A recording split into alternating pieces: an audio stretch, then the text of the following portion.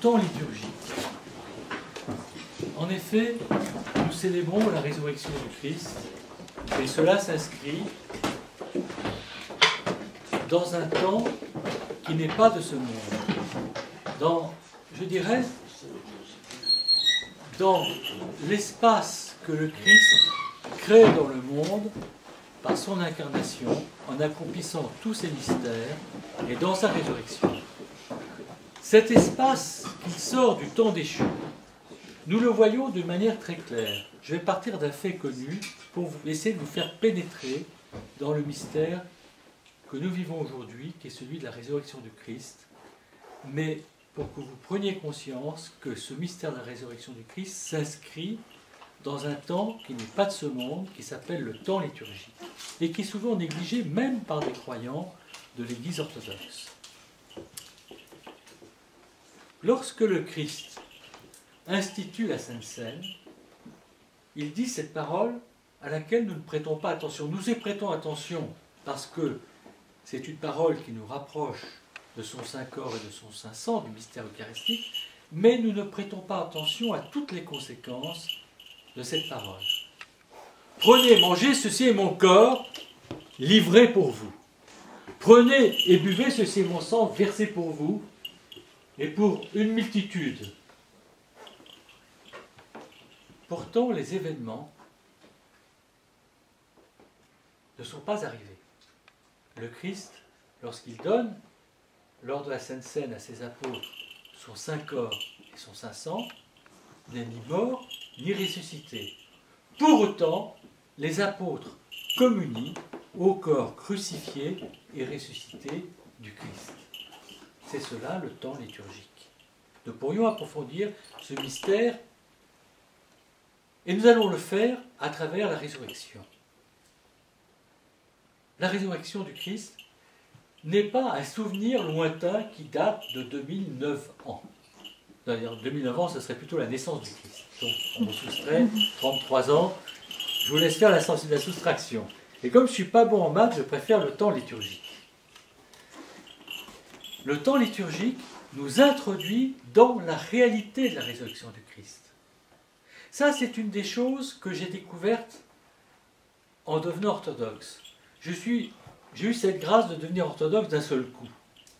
Je n'étais plus croyant, j'avais perdu la foi très jeune dans l'église dans laquelle j'avais été élevé, et j'ai retrouvé ma foi chrétienne lors d'une nuit pascale comme celle d'aujourd'hui. Car j'ai senti en moi se déverser une joie irrationnelle qui était portée par la présence même du Christ ressuscité. Le Christ ressuscité a révolutionné ma vie, m'a fait pénétrer dans une vie qui était la sienne. À partir du moment où j'ai goûté à sa vie, ma vie n'avait plus de sens, elle devenait fade sans l'unir totalement à la sienne. Le temps liturgique, alors j'en parle parce que les croyants orthodoxes aiment venir à la résurrection du Christ. Par contre, ils sont souvent comme les apôtres, absents. Mais ce n'est pas un reproche, les apôtres ont été absents. Ils se sont endormis au moment de la passion du Christ. Dès que le Christ a été arrêté, ils se sont tous enfuis avec les saintes femmes. Mais que croyons-nous que nous faisons lorsque, avec toute l'ergétie, je célèbre, avec quasiment personne,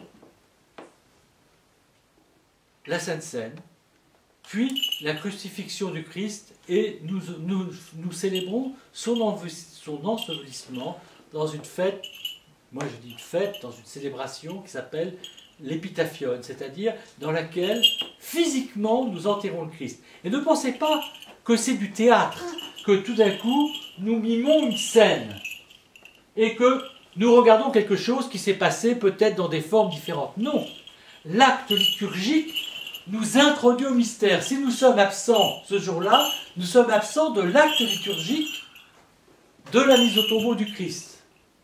Si nous sommes présents comme aujourd'hui dans la résurrection, nous sommes présents dans la résurrection du Christ. Le Christ nous transmet cette énergie lumineuse de la joie pascale. c'est une réalité. C'est une réalité qui peut grandir parce que la grâce demande une participation, elle ne s'impose pas. La grâce se propose à l'homme. On peut vivre des joies de plus en plus grandes, on peut vivre des douleurs de plus en plus grandes. Je pense qu'aujourd'hui, comme évêque, je vis au moment de la crucifixion du Christ et de sa mise au tombeau, une douleur plus grande que je ne le vivais il y a 20 ans. Le Seigneur me fait pénétrer davantage dans ce mystère, mais je n'ai jamais été à l'extérieur de ce mystère. Mais le Seigneur crée en nous un sillon pour que nous vivions dans ce temps liturgique le mystère d'une manière plus palpable, plus réelle. Cette réalité se propose en nous, en synergie dans notre vie, pour donner un sens à notre vie. Je ne veux pas me répéter, mais c'est vrai qu'il y avait certaines personnes qui n'étaient pas là lors du dimanche des Palmes, où j'ai dévoilé ce mystère qui me paraît très important. Alors le dévoilant pour le mystère de la croix, je voudrais essayer de nous le faire contempler pour le mystère de la résurrection. Je disais, il n'y a pas de vie sans épreuve.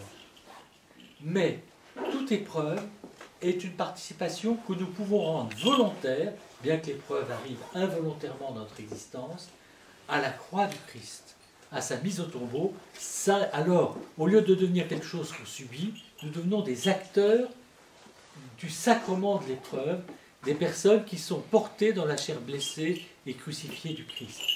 De la même manière, nos joies peuvent être des joies beaucoup plus que des simples joies humaines, lorsque nous la portons dans l'amour du Christ. Il y a quelque chose qui m'a frappé aujourd'hui plus que les autres années dans le tropère pascal de Saint-Jean-Damascène. C'est quelque chose qui va vous faire comprendre ce que c'est que la participation à la résurrection du Christ, mieux que n'importe quel discours. Pardonnons tous à cause de la résurrection.